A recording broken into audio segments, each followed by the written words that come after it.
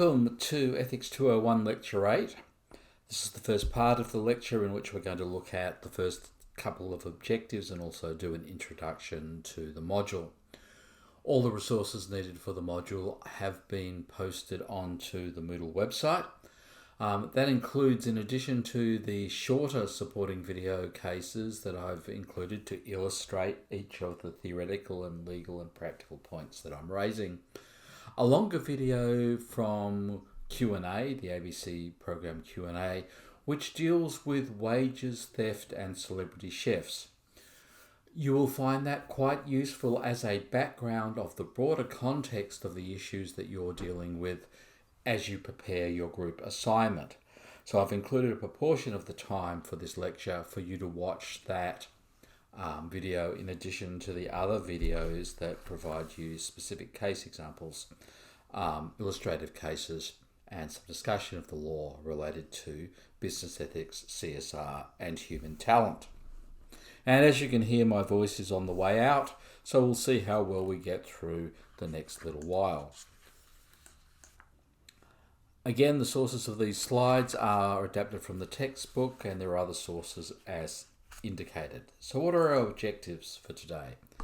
On successful completion of the lecture and the associated activities, students will be able to identify and describe the moral nature of the employment relationship in Australasia, identify and describe some of the rights and obligations associated with the employment relationship, identify and describe some of the ethical issues associated with organisational attempts to influence aspects of employees' private lives, identify and describe some of the ethical issues associated with working conditions, specifically health and safety, quality of working life, childcare, management conduct and job discrimination, identify and describe the ethical issues associated with discrimination against women, comparable worth and sexual harassment, and identify and describe the history and role of trade unions in Australia. Now, I know that you've all done a course called Human Resource Management.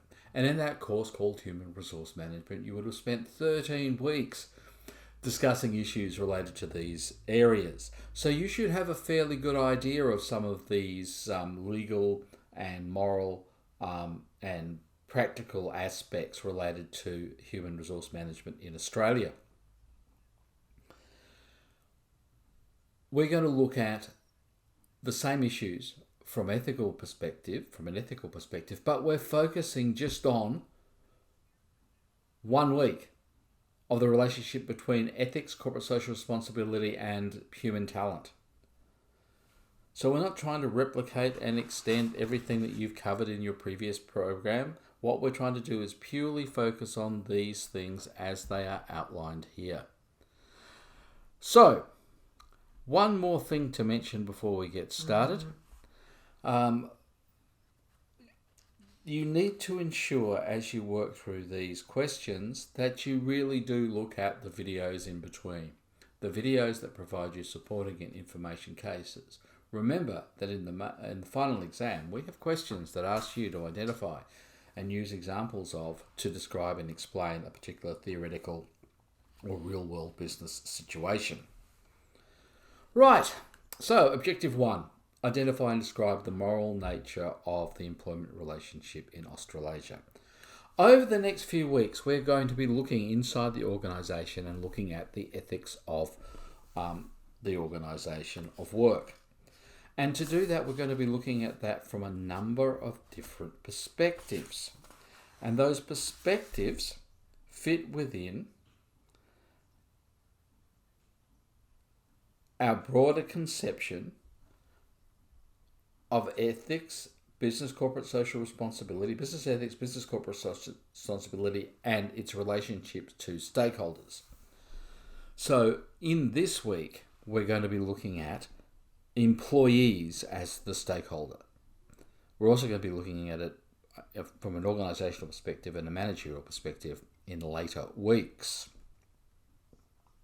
So, the organisational environment is where working conditions, discriminations and interaction with unions occurs. So those things are what we describe as the organisational environment for the purposes of this business ethics course. The organisational environment influences and interacts with the employment relationship. The employment relationship influences and interacts with the organisation environment. The employment relationship is contracts and obligations and loyalty. Organisational practices interact with the organisational environment, and that's how practices, policies, procedures, and the issues related to privacy impact on the environment, the nature of the working conditions, discrimination, and the relationship with unions. Organisational roles also have the same two-way interaction with employee relationships and practices, abuse of official positions, bribes, kickbacks, entertainment, and whistleblowing.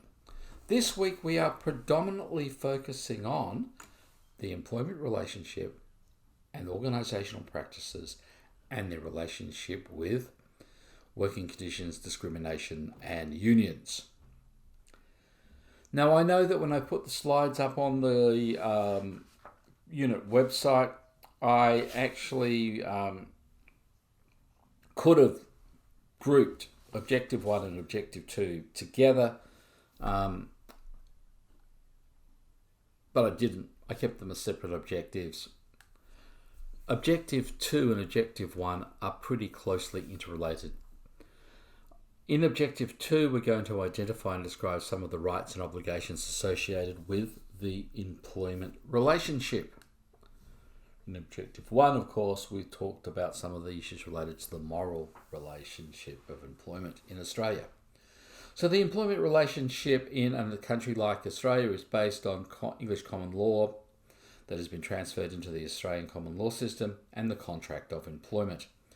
600 years of state legislation applied to the employee-employee relationship comes from English common law, but then it got extended and changed and implemented in Australia.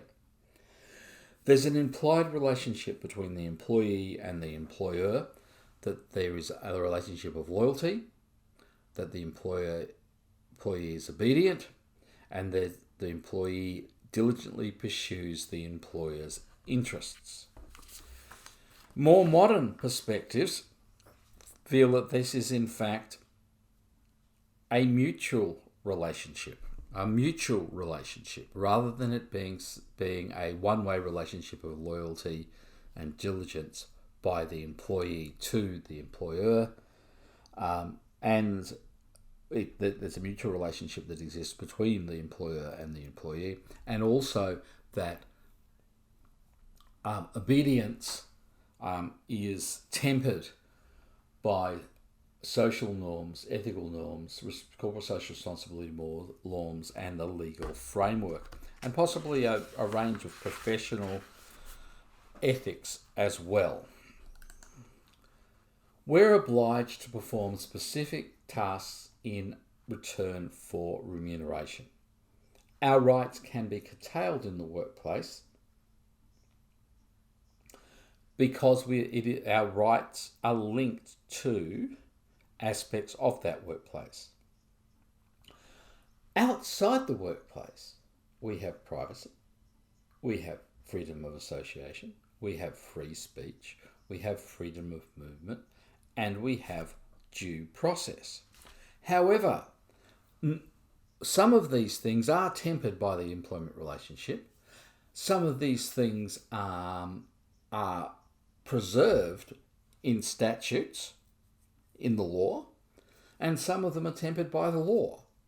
So there are, and some of them can also be tempered, and tempered just means limited or agreed or controlled by the employment contract. But there are limitations to your civil liberties, your rights, that you can sign away in a contract, even an employment contract.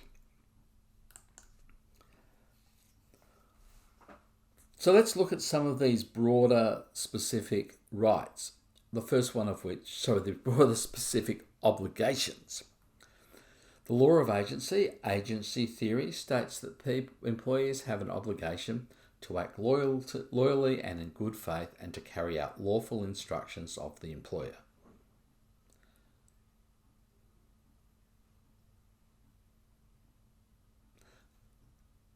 However, in a modern workplace, there is a claim that employees have no obligation of loyalty to the firm. They do have an obligation of acting in good faith, but they don't have an obligation of loyalty. Now, why might that be the case? Loyalty is a two-way process. So quite frequently in this modern, globalized, casualized world, the expected loyalty that a firm may have to you and the limits they may attempt to place on what you are doing outside in your private life or with other employers, while only offering you a 0-hour contract or a casual contract, and being able to remove people with no notice, means that they're displaying no loyalty to you, but they're expecting you to display long-term loyalty to them. So there's a question of whether loyalty is something that a firm can require. But whether or not you agree with the law of agency, or whether or not you believe there is a more flexible and liberal approach to loyalty, morality requires that you are not blindly loyal to the firm, that you don't totally submit to the organisation, but again, that you act in the best interests of the organisation when you are being employed by the organisation, with those caveats. Sometimes those things create conflicts of interest. Sometimes the difference between the needs, the rights, and the obligation of the employer and the needs, the rights, and the obligations of the employee are in conflict.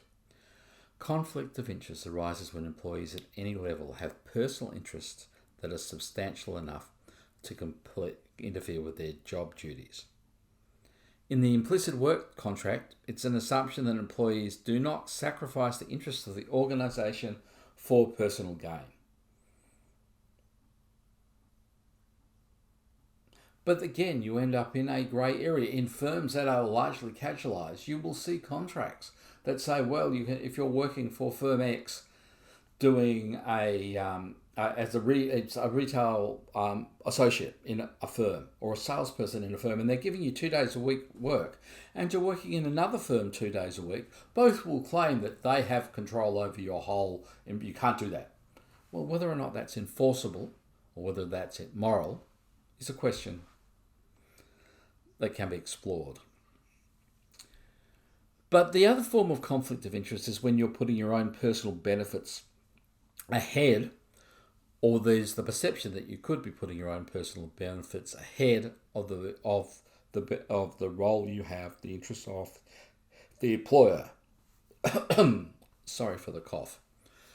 Conflicts of interest are morally worrisome when the employee's interests are significant enough to tempt a person to sacrifice the organisation's interests, even if he or she does not do so. So sometimes you will see a situation where firms try to limit spouses working at the same organisation because they perceive that even though there may be no favouritism exhibited, there is the opportunity for there to be the appearance, or to tempt the person to sacrifice organisational interests over other interests. In the employment process, you would not have somebody interviewing a person they had a close personal relationship with, and being whether it's a familiar or a friendship relationship, and being the final arbiter of whether someone gets employed into the organisation. Because there would be the opportunity to, even if that person was the best person for the job, there would be the opportunity for the perception that the person was not following the interviewee the interviewer was not following the organisation's best interest because they had some type of bias or relationship with the person they were interviewing.